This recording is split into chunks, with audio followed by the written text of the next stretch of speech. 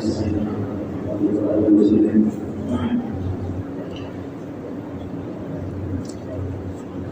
لله رب العالمين والصلاة والسلام على سيدنا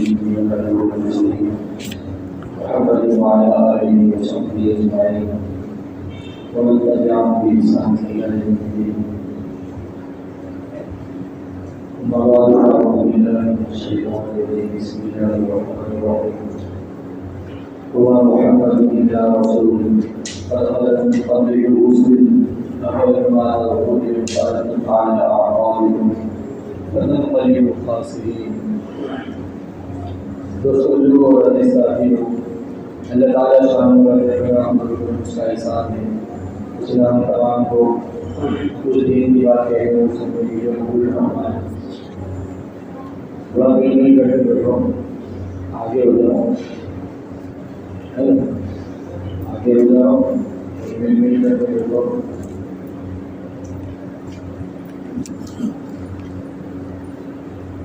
دوستو، زندگی ہر اعتبار سے ہر لمحے میں ایک نیا جو ہے سبق دیتی ہے، ایک نئی اپرچونیٹی دیتی ہے، اور زندگی کا ہر سورج نیا ہے. آپ یہ نہ سمجھیں کہ یہ سورج اسی طرح سے نکلتا ہے، اس کا کام ہے روزانہ صبح میں نکلنا، شام کو غروب ہو جانا. ٹھیک ہے، وہ اس کا کام ہے. روزانہ یہ سورج کا نکلنا، شام کو غروب ہو جانا، یہ اس کا کام ہے. لیکن دوستوں، اس کے ساتھ ساتھ اس کا سب سے بڑا کام ہماری زندگی کو ہٹانا اس کا کام ہے. کہ آج کے بعد دوبارہ سورج ہماری زندگی میں کبھی نہیں آئے. یہ دن ہماری زندگی میں تاریخ کا یہ دن جو ہے کبھی نہیں آئے. اس تاریخ کا یہ ٹائٹل گزر چکا ہے، اس تاریخ کے ساتھ دوسرے دن جو گزرا ہے، اب دوبارہ یہ دن کبھی نہیں آئے گا. اسی لیے دوستوں، حضور صلی اللہ علیہ وسلم کا زمانہ، حضرت بکر صدیق رضی اللہ عنہ کا زمانہ، پھر حضرت عمر رضی اللہ عنہ کا زمانہ، حضرت عثمان غنی رضی اللہ عنہ کا زمانہ، حضرت علی رضی اللہ عنہ کا زمانہ، اور اس کے بعد دوستوں اسی طرح سے بے شمار یہ امیر جو گزرے ہیں ان لوگوں کا زمانہ جو آیا ہے، بادشاہوں کا زمانہ آیا ہے. یہ تمہارا کبھی زمانہ آ نہیں سکتا. ہم اور آپ کو جو ہے صرف قصے کہانیاں ان کی سنا سکتے ہیں، ان کے زمانے میں ایسا کچھ ہوا ہے یہ باتیں آپ کو بتا سکتے ہیں، لیکن اس زمانے کو کھینچ کر کے آپ کے سامنے لا نہیں سکتے. اس زمانے کو دوبارہ سے شروع نہیں کیا جا سکتا ہے، اس لیے کہ دوسروں چیزیں اس زمانے میں جو ہو گئی وہ حضرات صحابہ کرام رضی اللہ عنہ اجمعین نے جن چیزوں کو دیکھا، سمجھا، پرکھا اور اسے مکمل طور پر وفاداری کے ساتھ اس کے اوپر ڈٹے رہے، اب وہ چیزیں دوبارہ بھول جا سکتی ہیں. وہ تو وہ چیزیں نہیں، اللہ تعالیٰ نے ان چیزہ لوگوں کو، چنے ہوئے لوگوں کو اس زمانے میں بھیجا جنہیں باری تعالیٰ انہوں نے حضور صلی اللہ علیہ وسلم کے حواریین کے لیے، حضور صلی اللہ علیہ وسلم کے صحابہ کرام کے طور پر جن لوگوں کو چنا تھا انہیں اس زمانے میں بھیجا تھا کہ بڑی سے بڑی مصیبت آئے یہ لوگ برداشت کر سکتے ہیں، بڑی سے بڑی چٹانیں ان کے جسم پر رکھ دی جائے یہ لوگ برداشت کر سکتے ہیں. اور انہوں نے برداشت کیا تو یہ نہیں کہہ سکتا ہے کیلکولیشن میں کچھ غلطی ہوگی. سمجھنا کہ کیلکولیشن میں کچھ غلطی ہو گئی ہو کہ ایسے صحابہ چنے جو حضور صلی اللہ علیہ وسلم کے ساتھ کھڑے نہیں رہ سکے، ایسا نہیں ہوا. تاریخ گواہ ہے اس بات کے لیے، اس بات کے لیے تاریخ گواہ ہے کہ کسی نے آج تک یہ نہیں لکھا کہ صحابہ اکرام کی تعداد جو ہے 10 تھی اور کفار مکہ اور مشرکین کے پریشان کرنے کی وجہ سے اور ان کو مارنے کی وجہ سے، ان کی مصیبتوں میں ڈالنے کی وجہ سے حضرات صحابہ اکرام کی تعداد گھٹ کر کے 9 ہو گئی ہو یا 8 ہو گئی، نہیں، بلکہ یہ تو لکھا ہے کہ انہیں پریشانیوں میں رہ کر کے، انہیں مصیبتوں میں رہ کر، ایک گرم گرم ریٹ پر لکھائے جانے کے دور میں بھی 10 سے 11 ہوئے، 12 ہوئے، 15، 20 ہوئے اور بڑھتے چلے گئے، لیکن گھٹنا کسی نے نہیں لکھا ہے.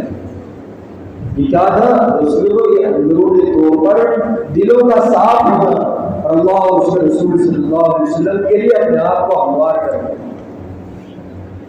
کہ جس نے لا الہ الا اللہ محمد رسول اللہ صلی اللہ علیہ وسلم پڑھ لیا اس نے مکمل طور پر وفاداری کا ثبوت دیا ہے آقا صلی اللہ علیہ وسلم کے ساتھ، باری تعالیٰ سے سمو کے ساتھ یہ مکمل طور پر اس نے وفاداری دکھائی ہے۔ اس کے دنیاوی کام کاج کیسے بھی چل رہے ہوں، اس کا اپنے معاملات کیسے چل رہے ہیں، اس کی گھریلو معاملہ کیسا چل رہا ہے، اور اسی طرح سے جو ہے اس کے اپنے کاروبار کا معاملہ کیسا چل رہا ہے، اس کا سماج کا معاملہ کیسا چل رہا ہے، انہوں نے اس بات کو نہیں دیکھا اللہ اور اس کے رسول صلی اللہ علیہ وسلم کی رضامندی کو دیکھا۔ یہ جو رسول کیا تھا، نبی کریم صلی اللہ علیہ وسلم نے اس طرح سے تربیت کی تھی، اس تربیت کا اثر تھا جس کی وجہ سے یہ کہا جاتا ہے کہ اللہ کے رسول صلی اللہ علیہ وسلم جہاں اپنی امت کے لیے ایک بہترین رسول بنا کر کے بھیجے گئے، ایک بہترین پیغمبر بنا کر کے بھیجے گئے، وہی ذات اقدس صلی اللہ علیہ وسلم اپنی امت کے لیے بہترین مشفق اور مربی بھی تھے، امت کے حال سے اچھی طرح سے واقفیت رکھنے والے، کس کی تربیت کیسی کرنی ہے، کس کو کس لائن میں پڑھا اور اس کی تربیت کرنی ہے، اس کو شفقت کا معاملہ کرنا ہے اور کس طریقے سے اس کی نشوونما کرنی ہے، ذات اقدس صلی اللہ علیہ وسلم سے بہتر اور کون جان سکتا ہے۔ اور اسی تربیت کی رسولوں آقا صلی اللہ علیہ وسلم کے رہتے ہوئے نبی کریم صلی اللہ علیہ وسلم کے دنیا سے پردہ فرما جانے کے بعد بھی حضرات صحابہ کرام جس جگہ پر گئے، جس ملک میں گئے، سارا کا سارا ملک ایک صحابی کے اوپر رسول کو ایمان لایا، سارا ملک ایک صحابی کے اوپر ایمان لایا۔ تاریخ پڑھنے کی ضرورت ہے، تاریخ و رسولوں اور آپ کو پلٹنے کی ضرورت ہے۔ ایمان والا ساری چیزوں سے واقفیت رکھتا ہے، لیکن واقفیت اس کو نہیں ہے ذات اقدس صلی اللہ علیہ وسلم کی زندگی سے واقفیت نہیں ہے۔ حضرات صحابہ کرام کی زندگیاں اسے نہیں معلوم کہ حضرات صحابہ کرام کن کن ملکوں میں گئے اور سارے کا سارے ملک ایک صحابی کے ہاتھ پر ایمان لائے، یہ کیسے ہو سکتا ہے؟ رسول ہوا ہے اور یہ چیزیں ہوئی ہے، دنیا کے لوگوں نے اس بات کو ثابت کیا ہے، چاہے افریقہ کے ملکوں میں چلے جاؤ، ہمارے ہندوستان کے اڑوس پڑوس میں کئی ملک ایسے ہیں جو ایک ایک صحابہ کے ہاتھ پر ایمان لائے۔ حضرت عمر رضی اللہ عنہ کے زمانے میں اسلام ہندوستان پہنچ چکا تھا، عبادت ہے کہ نبوت میں 100 سال نہیں گزرے تھے اور اسلام ہندوستان میں پہنچ چکا تھا۔ کیوں؟ حضرت عمر رضی اللہ عنہ کے زمانے میں صحابہ کرام ہندوستان پہنچ چکے تھے۔ یہ کیا لے کر کے آئے تھے؟ کوئی اپنے جو ہے میلے ڈھیرے لگانے نہیں آئے تھے، یہاں مال کمانے نہیں آئے تھے، بلکہ یہاں پر جو لوگ رہتے ہیں ان کی فکر تھی کہ یہاں سے لوگ جب یہ لوگ دنیا سے جائیں اللہ تعالیٰ کے دربار میں پہنچے تو اللہ کے رسول صلی اللہ علیہ وسلم کا لایا ہوا مبارک دین لے کر کے جائیں، اور وہی ہوا۔ حضرات صحابہ کرام نے آ کر کے لوگوں کو جو ہے اپنی کڑوی تسلی کو نہیں سنایا، ذات اقدس صلی اللہ علیہ وسلم کا لایا ہوا مبارک دین کے جو رسول کو تعلیم دی، انہوں نے دین کو سکھایا ہے، اور جو یہ دین جو ہے ہندوستان کے تک سے پہنچتا سارے ہندوستان میں پہنچا ہے، اور دوسرے لوگوں نے کامیابی کو ہاتھوں ہاتھ لیا ہے۔ بے شمار ممالک میں دنیا کا کوئی ملک ایسا نہیں ہے جہاں اللہ اور اس کے رسول صلی اللہ علیہ وسلم کے نام لیوا نہ ہو۔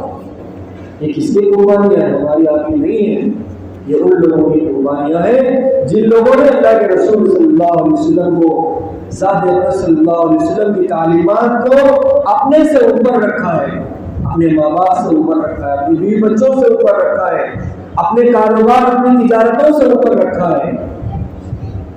ہم نے بھی اپنے گھروں کو چھوڑا ہے، اپنے گھروں کو چھوڑا ہے، اپنے جو ہے دوست و احباب کی محفلوں کو چھوڑا ہے، لیکن کس لیے چھوڑا ہے؟ دل پر ہاتھ رکھے، تجارتوں کے لیے چھوڑا ہے کہ ہم اپنے ماں باپ پیارے ہیں، اپنے بیوی بچے پیارے ہیں، اس لیے پردیسی کر رہے ہیں کہ وہاں سے کچھ مال کما کر کے لائیں گے تاکہ بیوی بچوں کی پیٹ بنے، ان کی تربیت ہو، ان کی پرورش ہو۔ حضرات صحابہ کرام نے بھی گھروں کو چھوڑے، لیکن ان کی نیتیں یہ نہیں تھی، بلکہ نیتیں یہ تھی کہ ذات اقدس صلی اللہ علیہ وسلم کا دین پورا عالم کے اندر زندہ ہو، اور زندہ کر کے دکھایا. یہی نیتوں کا فرق ہے. نیتیں اسے کہا جاتا ہے کہ جس اعتبار سے جس نیت سے جو دوسروں کو کام کرے گا اللہ تعالیٰ اس کو اس کی نیت میں برکت دے گا. بندے نے قدم اٹھایا ہے اور اس کی قدم کا اٹھانا دنیا کے لیے ہوا ہے, اللہ تعالیٰ اس میں اس کو برکت دے گا. اور اگر اس نے دین کے لیے برکت اپنے قدموں کو اٹھایا ہے, باری تعالیٰ اس کی قدم میں اس کو برکت ضرور عطا فرمائے گا, کیونکہ اس کی ترجیحات میں شروع ہو پاتے ہیں. نبی کریم صلی اللہ علیہ وسلم کا زمانہ تھا, آقا صلی اللہ علیہ وسلم کے دنیا سے پردہ فرما جانے کے ٹھیک 50 سال کے بعد. آج کا یہ جو دن ہے 10 محرم الحرام, ہم لوگ یہ سمجھتے ہیں کہ 10 محرم الحرام جو ہے یہ حضرت امام حسین رضی اللہ عنہ کی وجہ سے جانا جاتا ہے یا پہچانا جاتا ہے. حقیقی طور پر تو شروع کر سکتے ہیں. آپ تھوڑا اس میں تاریخ کو پڑھیں, اس لیے بار بار اٹھایا جاتا ہے. تاریخ کو پڑھیں, نبی کریم صلی اللہ علیہ وسلم کی زندگی کو پڑھیں. ایک ایمان والا ہے, دنیا کے ہیرو یہ مہان لوگوں کی زندگیاں پڑھنے سے اچھا ہے کہ ایمان والا اپنی زندگی کے اندر ذات اقدس صلی اللہ علیہ وسلم کی زندگی کو پڑھے, اللہ کے رسول صلی اللہ علیہ وسلم کی اور تمام انبیاء علیہ السلام کی زندگیوں کو پڑھے کہ 10 محرم الحرام جو ہے نبی کریم صلی اللہ علیہ وسلم کے بھی زمانے سے پہلے محترم ہے.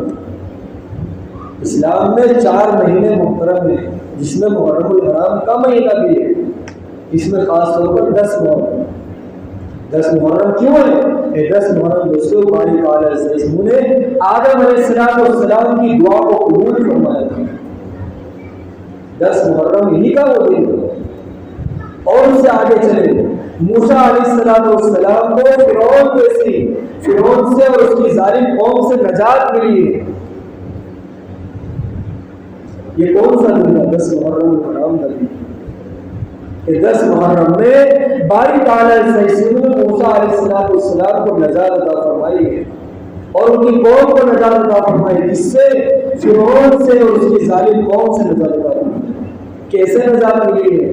آپ کو معلوم ہوگا, دریائے فرات کے اندر جب وہ لوگ پار ہو گئے تھے, موسیٰ علیہ السلام کی قوم تو پار ہو گئی, موسیٰ علیہ السلام بھی پار ہو گئے.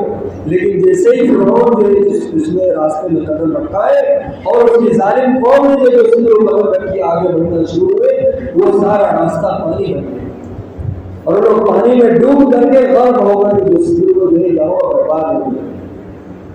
یہ نجات ملی ہے تو کیا وہ یہ 10 محرم الحرام کا وہ دن تھا جس کی وجہ سے یہودی اس دن روزہ رکھتے ہیں.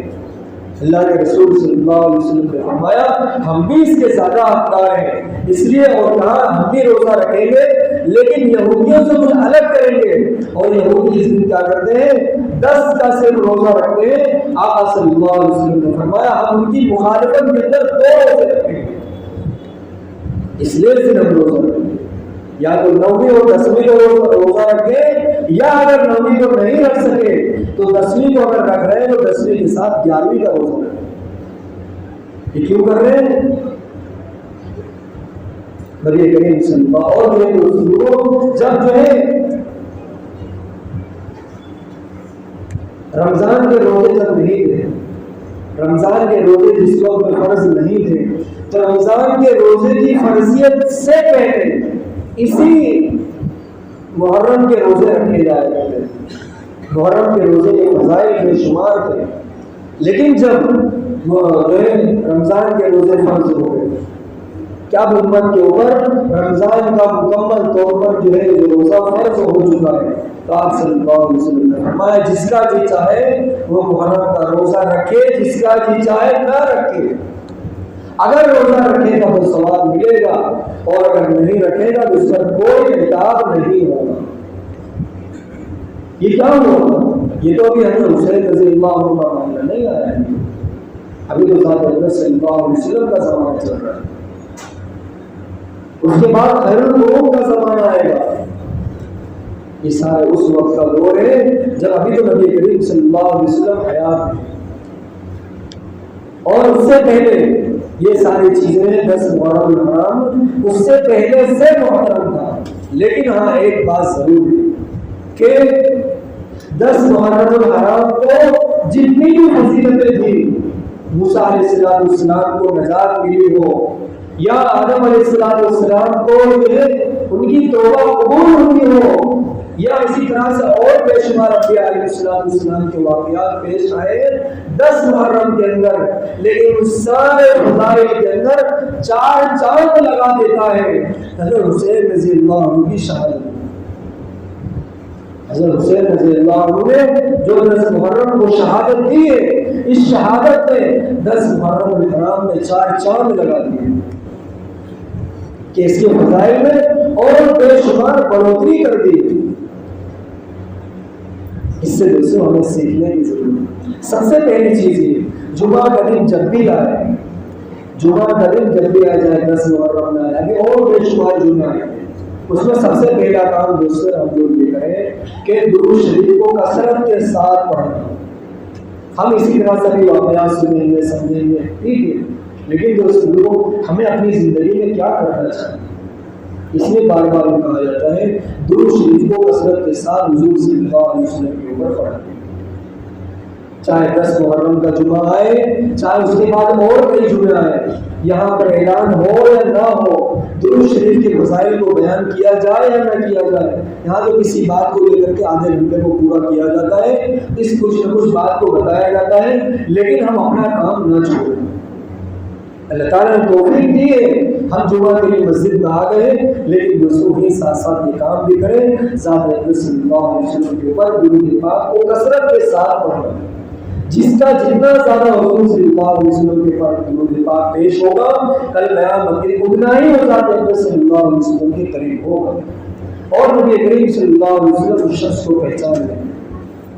آقا صلی اللہ علیہ وسلم جس شخص کو پہچان لے، بتاؤ ہوگا اس کی کامیابی میں ہمیں بھی کوئی شک ہے؟ ہمارا رشتہ حضور صلی اللہ علیہ وسلم کے ساتھ بنا رہے، چاہے کوئی معاملہ چلتا رہے، 10 محرم آئے، 18 محرم آئے، اور اسی طرح سے ذوالحج کا مہینہ آئے، یا اسی طرح سے جو رمضان کا مہینہ آئے، اور جو ہے کوئی مہینہ آئے، پورا سال کسی طرح سے چلتا ہے، جمعہ کا دن آئے، ہمارا درود پاک حضور صلی اللہ علیہ وسلم کے اوپر پہنچنا چاہیے۔ یہ نیت کر کے اٹھے دوستوں کہ کوئی بھی حال میں ہو، ہر حال کے اندر، اور جتنا زیادہ یعنی جتنا ہم روزانہ حضور صلی اللہ علیہ وسلم کے اوپر درود پاک پڑھتے ہیں، اس سے زیادہ سنیچر کے دن، اتوار کے دن، پیر کے دن، اسی طرح سے منگل کے دن، بدھ کے دن، جمعرات کے دن، ان 5 دنوں کے اندر، 6 دنوں کے اندر جتنا ہم حضور صلی اللہ علیہ وسلم کے اوپر درود پاک پڑھتے ہیں، اس سے زیادہ جو ہے ہم آپ لوگوں کو چاہیے کہ جمعہ کے دن حضور صلی اللہ علیہ وسلم کے اوپر درود پاک کو پڑھیں، یعنی جمعہ کے دن درود پاک کی کثرت کو بڑھا دیا جانا چاہیے۔ اور اس کے بعد دوستوں یہ کہ کربلا کا میدان حقیقت میں کیا چیز ہے؟ ایک یوں کہا جاتا ہے کہ 40 دن تک ان کے اوپر پانی بند کر دیا گیا، ظلم و ستم کے پہاڑ کو، حقیقت میں ایسا نہیں ہے۔ 3 دن گئے ہے کہ 3 دن تک پانی کو بند کر دیا گیا، ظلم و ستم کے پہاڑ توڑے گئے، حقیقی طور پر ایسا ہوا ہے، اور بہت ساری جنگیں ہوئی ہیں۔ اس سے پہلے آپ بدر کا معاملہ دیکھیں، احد کا معاملہ دیکھیں، حنین کا معاملہ دیکھیں، اور تبوک کا معاملہ دیکھیں۔ تبوک تو بہت دور تھا، لیکن یہ ساری جنگیں وہ تھیں جس میں سامنے غیر مسلم تھے، غیر ایمان والے تھے۔ بدر میں سامنے ایمان والے لوگ نہیں تھے، غیر ایمان والے تھے، ایمان والوں کا مقابلہ غیر ایمان والوں کے ساتھ۔ لیکن کربلا کے اندر معاملہ جو ہوا ہے وہ سامنے ایمان والے تھے جو اپنے آپ کو مسلمان کہہ رہے تھے۔ حضرت حسین رضی اللہ عنہ کا ایک طرف لشکر ہے جو تھوڑے سے چند لوگ ہیں، 72 لوگوں کا لشکر کیا ہوتا ہے؟ 72 لوگوں کو لشکر کہا جاتا ہے، 72 لوگوں کو لشکر نہیں کہا جاتا، اور اس میں بچوں کو لشکر نہیں کہا جاتا ہے۔ کوئی 16 سال کا بچہ ہو اور اسے آپ بھی کہیں کہ لشکر ہے، لشکر نہیں ہے، اور وہ کربلا کے لیے نہیں آئے ہیں۔ آپ سمجھیں اس بات کو، حضرت حسین رضی اللہ عنہ مدینہ منورہ سے نکلے کوفہ کے لیے، کربلا کے لیے نہیں نکلے تھے۔ انہیں نہیں معلوم کہ راستے میں لڑائیاں ہوں گی، ایسا ہوگا ویسا ہوگا، یہ ساری چیزیں، سارے معاملہ پلٹ جائے گا، لیکن ایسا ہوا۔ اللہ رب العزت جلال کی جانب سے مقدر تھا یہ، دنیا والوں کو چیزیں کچھ دکھانی تھی، دنیا والوں کے سامنے حقیقت کو اجاگر کرنا تھا، ایک حقیقت تھی جسے صاف کرنا تھا، حق اور باطل کو لوگوں کے سامنے بتانا تھا اور اس فرق کو واضح کرنا تھا اور صاف صاف طور پر رسول کو بتانا تھا کہ دیکھو سامنے والے لوگ بھی جماعت کے ساتھ بڑی بڑی نمازیں پڑھیں، شمر کے لشکر کے لوگ جو ہے جماعتوں کے ساتھ نماز پڑھ رہے تھے، اور اس میں ایک نام تھا ابن ملجم، بڑا قاری قرآن تھا، اتنی بہترین قرات کرتا تھا، اتنی بہترین قرات کر لوگ کھڑے ہو جائیں۔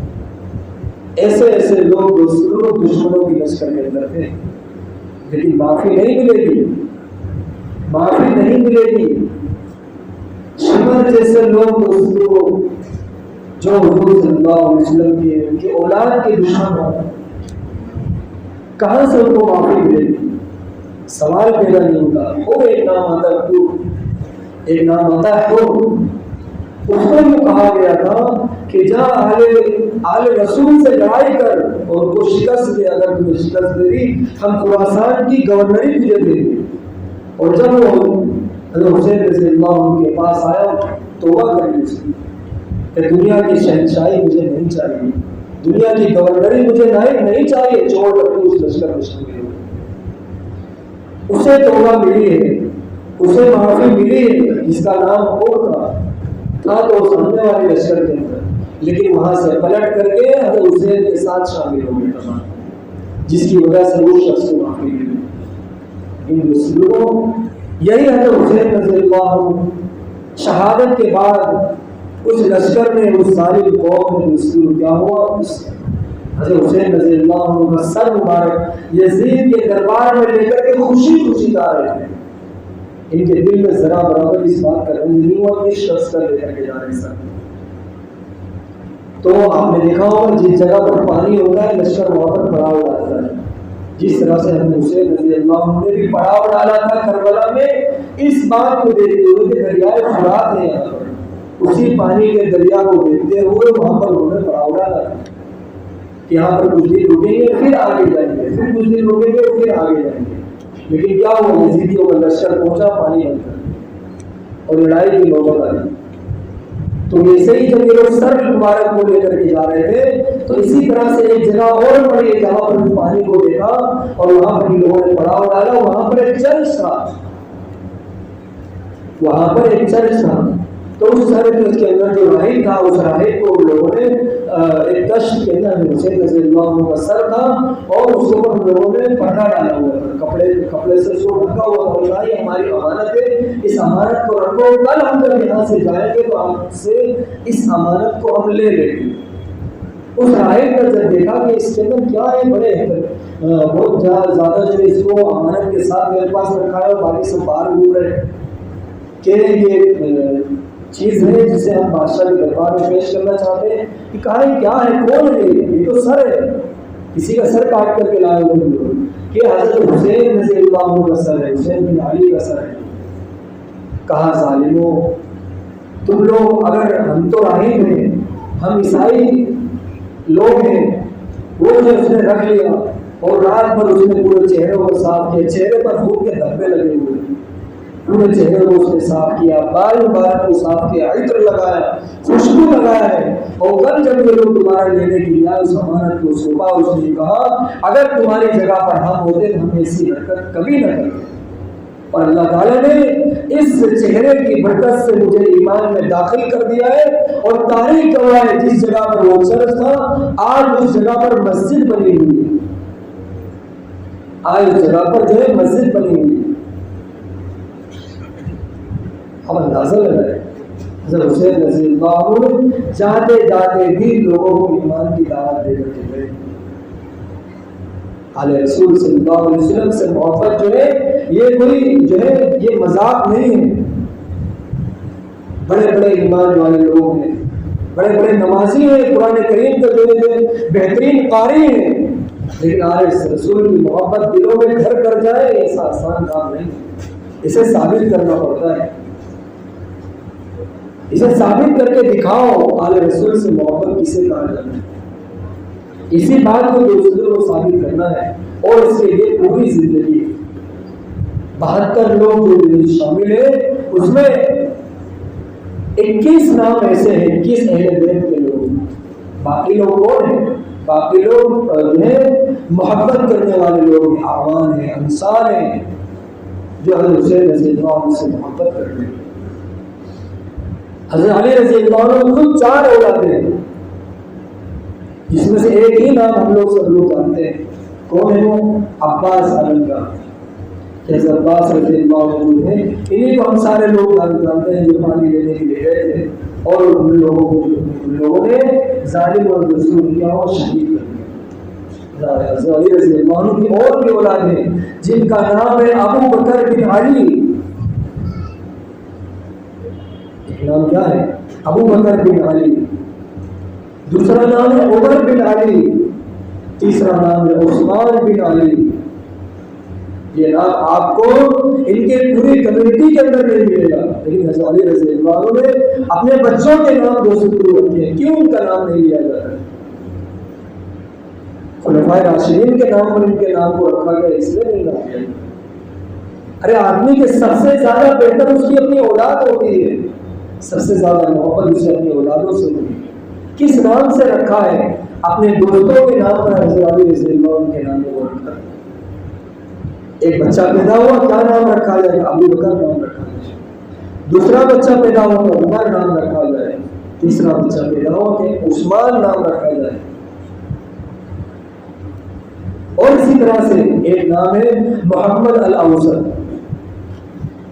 حضرت فاطمہ الزہرا رضی اللہ عنہا جو ہے یہ حضرت نبی کریم صلی اللہ علیہ وسلم کی اکلوتی صاحبزادی نہیں ہے. آقا صلی اللہ علیہ وسلم کی 4 بیٹیاں ہیں. 4 کتنی بیٹیاں ہیں؟ حضرت رقیہ، ام کلثوم، پھر حضرت زینب رضی اللہ عنہ، پھر حضرت فاطمہ رضی اللہ عنہ.